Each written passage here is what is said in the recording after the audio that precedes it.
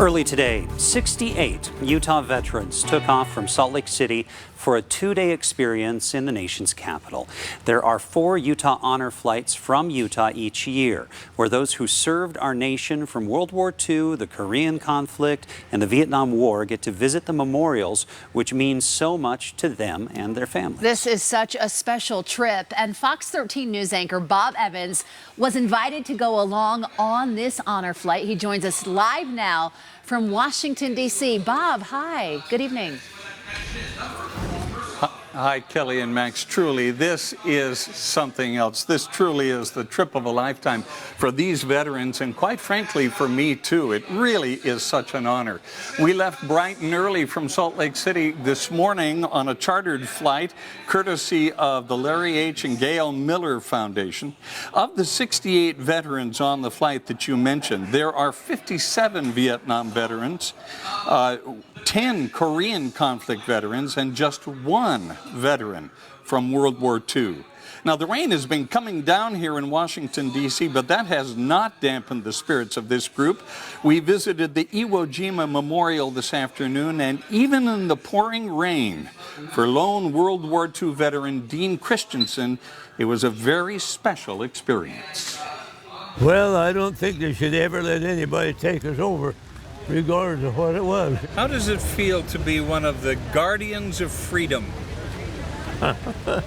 Oh, it makes your heart kind of blow up a little bit, you know. Really. What you did, I don't think I deserved it. A lot of people did a bit more than I did, but I was there. But it was a great feeling. Even now to come back, you know, people still remember us for some reason.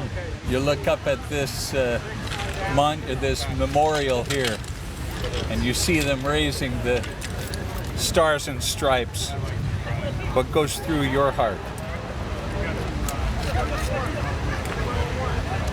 The boys deserve it.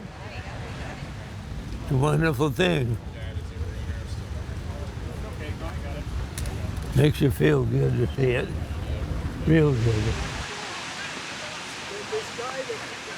Now, truly, this is a whirlwind trip, but very meaningful for these warriors of yesteryear, especially for the Vietnam veterans who never got a ticker tape parade or any kind of thank you from the nation that sent them to war.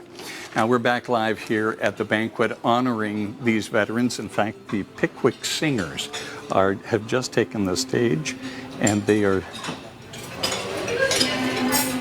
singing "O Shenandoah." Turns out several members of the Pickwick Singers actually have deep Utah ties, and so what a treat for them to be able to perform for these veterans here. Tomorrow, we'll be going to the Arlington National Cemetery. We'll be visiting the Tomb of the Unknowns and watch the changing of the guard there.